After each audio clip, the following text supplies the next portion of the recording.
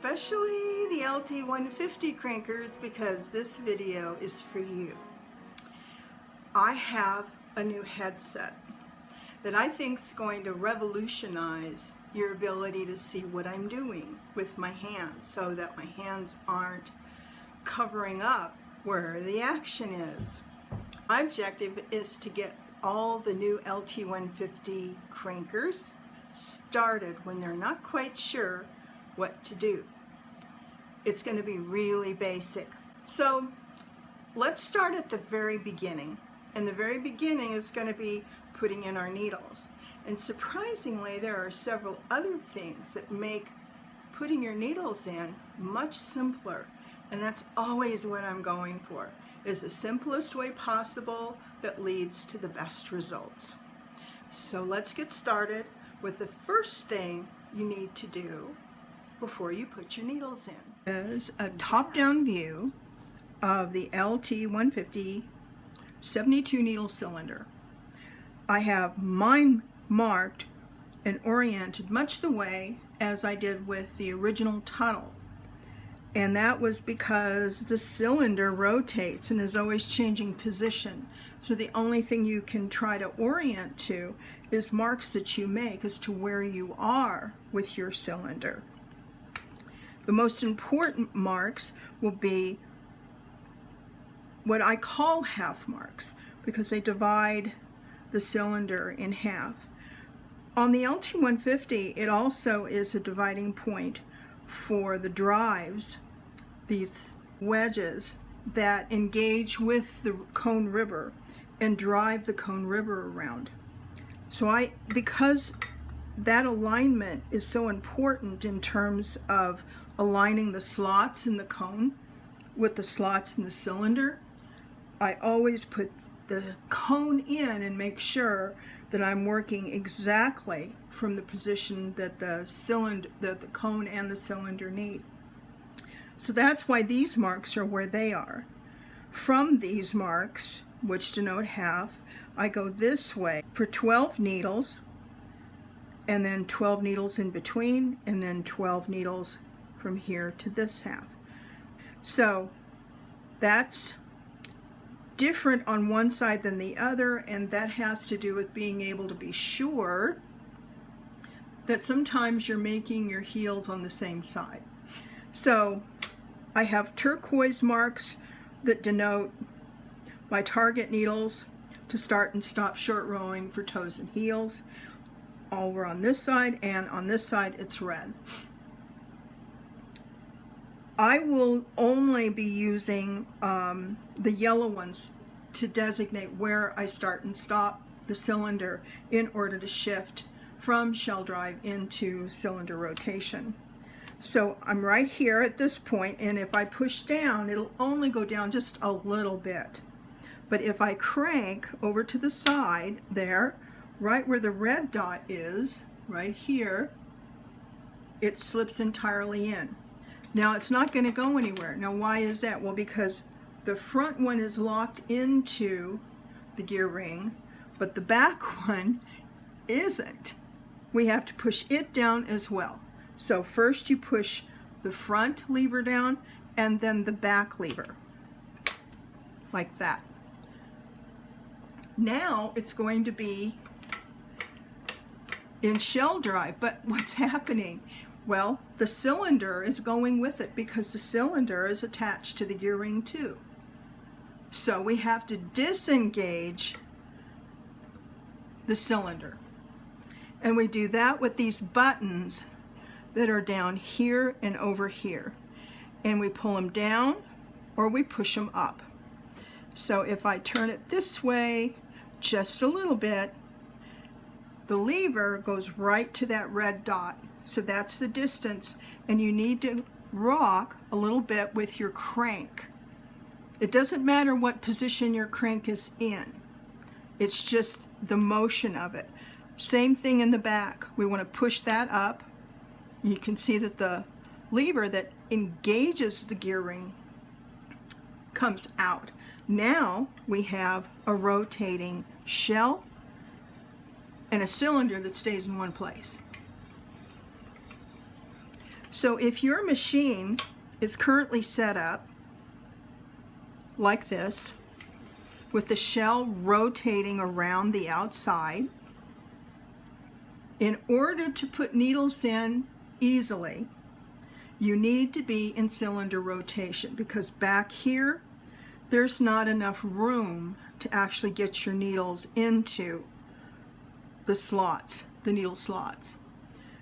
So that's the purpose of being sure that you're in cylinder rotation. So how do we get it back to cylinder rotation?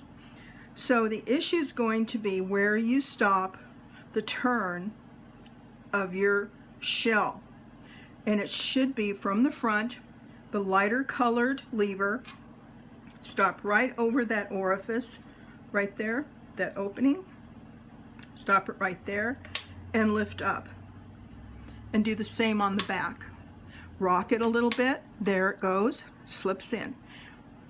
Again, if it doesn't go right away, just rock it. So now what we have, if I flip it over just a little bit over on this side, you can see it. We see the crank handle. It's going around, but nothing's turning. That's because nothing right now is engaged with the gear ring.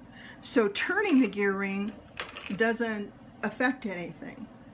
And that when it is moving freely like this, all that means is nothing's engaged to connect to the crank handle. To engage the crank handle, choose between your shell and your cylinder. In this case, we want cylinder drive to put our needles in. So how we're going to do that is with these buttons on the back. So I'm going to turn the camera back over to this position.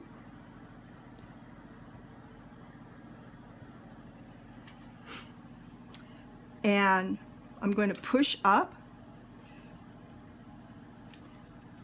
with the lever and crank the handle until it slips in. Push up with the lever, and okay, that one will almost always go in right away. So I always start from the front and then come back and either push the lever down or push the lock back in. We should be having a moving cylinder, and we do. And there's no suggestion that anything's amiss. So we are ready to put our needles in. And I will again position where the yellow is in front. I do yellow as the most easily recognized color, because no matter how fast I go, I can always pick out where my yellow mark is.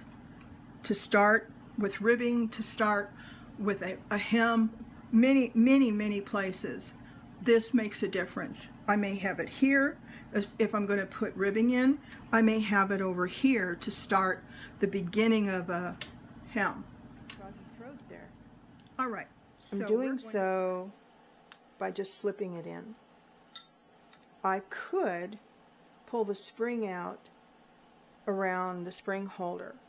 The problem with that is that it can, especially when you're new to this, and especially in every other needle arrangement, it can go wonky. The needles can shift on you and you can end up with a mess.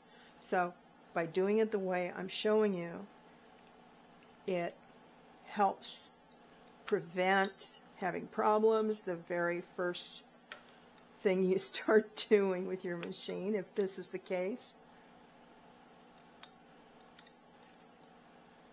The original Tuttle needle was, again, it was straight, didn't have any little knee in it, and that was because there was no spring.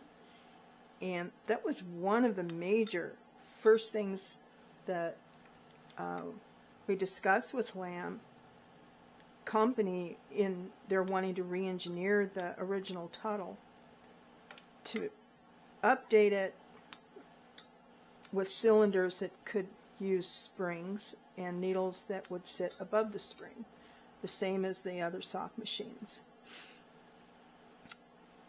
As I'm doing this, I want to comment very quickly I'm doing it with the cylinder rotation because you cannot get needles in back here at the back.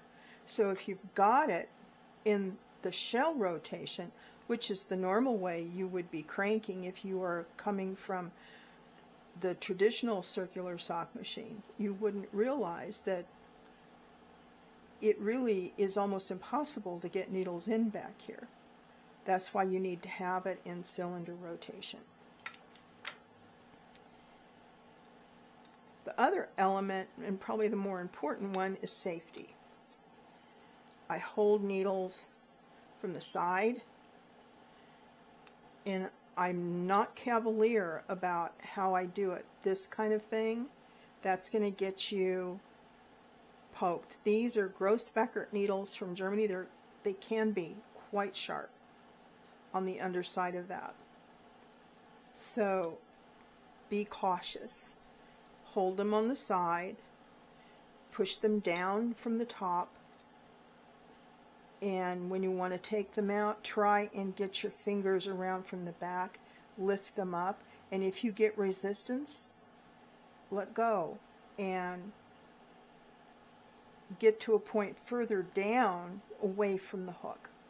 Another thing is be careful coming at your latch. You see that? It can go right in under your nail, and that can really hurt. That's another way. It also can get caught in your hair, your jewelry, your rings, your necklaces, scarves. You'd be surprised. It's amazing where needles can find themselves. So be cautious. You want to enjoy your craft. You really, really don't have to suffer for your craft. And I will continue to go around and put these needles in every other needle pattern, because we're going to make a star cast on,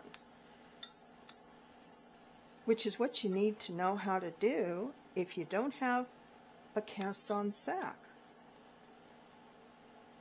This is what they did when machines first came out. There was no such thing as cast on sacks. And I'll real quickly tell you as I get around over here, they would use a star cast on, they would get knitting going, and they would go from sock to waist yarn, to sock to waist yarn, to sock to waist yarn. And they almost always had a sock or waist yarn on their machines. And they never had what we would call a cast on sack. Okie dokie. There it is. Every other needle, it's done. It's around to the front again. And the next thing is our star cast on. Star cast on, which is what you do when you do not have a cast on sack already made. So we want to wind on your hand about 50 wraps around. And then take the end like this and just make a little slip knot. Come around, make sure all the latches are open, right? And I'll bring around my yellow, which is my target needle almost all the time to start off that way. I may move it around over here. In fact, I will be doing that, but I'm going to start here. I want to lower this so that it gets completely out of my visual field, like that. So there's the yellow. I'm going to pull that back and slip this on the needle next to it. Okay, and carefully bring this one that leads to the yarn source, like that, out of the way. And now this one is leading to the yarn that's on my hand.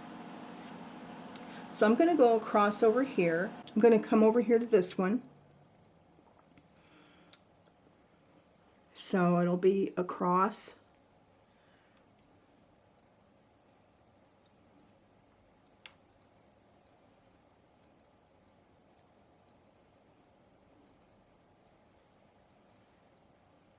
and it crosses over and you just go around. From my perspective, it's you're wrapping it clockwise. All of the needles get wrapped clockwise, which allows it to cross over on itself, which kind of holds it to the needle.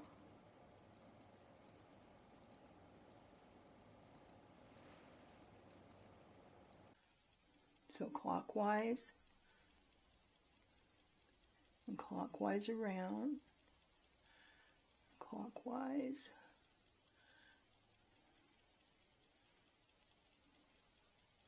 And if you just remember the rule of clockwise, you'll have it right, because it's going to cross over as you come up to it. Now don't go to this side. That would be, oh, okay, yeah, that's right. Something about what I'm doing. So what I was trying to say is that you don't want to come this side and then wrap it that way over to there, because see, it isn't going to cross over, and that won't make a stitch, or at least not a very finished one. So if you come this way, clockwise, then you've got it.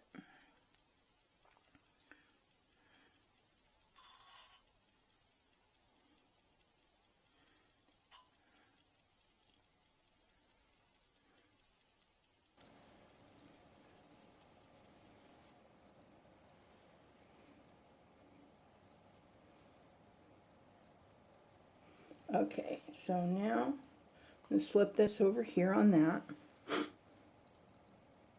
and just move it over like there. I'm going to push this all down,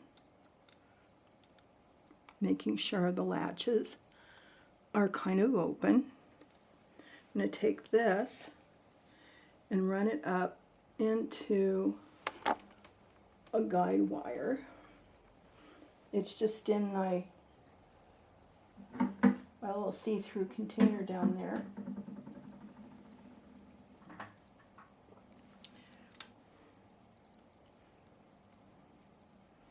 And you can use a soft weight, you can use your hand. I'll just set it there and kind of crank around just a bit.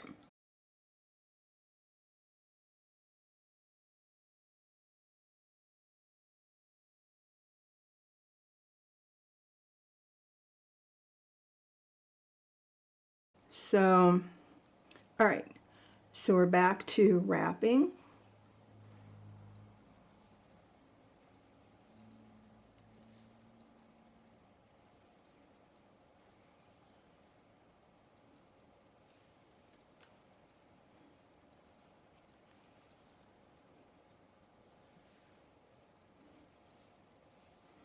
Okay, and on this one, we'll do the same thing that we did on the first one, which is go about in the middle of it, pull it out, and cinch it up like that. Okay, so I've got a ring. Divide it evenly and go in the direction of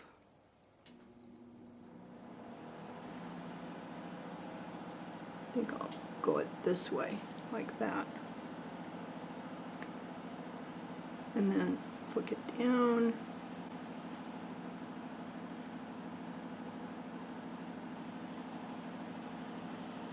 And come up and get my weight that's on the pulley, if you can see that down there.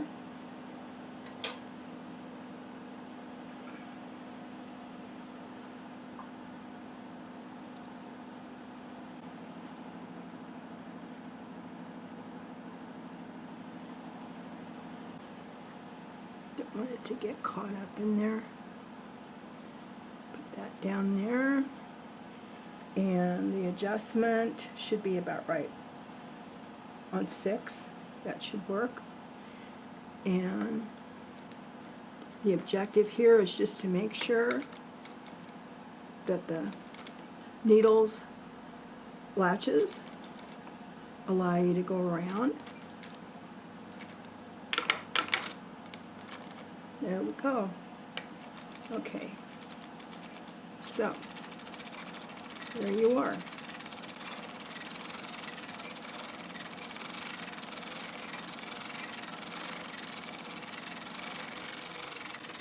And I usually do 10. 1, 2, 3, 4, 5, 6, 7, 8, 9, 10. Okay, so that's a star cast on. It's a very old way to do it, and I think it works. And it makes it simple to go immediately into your knitting. And we're going to make our first cast on sack that's made specifically for what a lamb tuttle needs. No other sock machine is probably going to be as happy with this particular design for a cast on sack or a bonnet, whichever you want to call it. Okie dokie. Come back and we will make our first cast on sack for the LT150.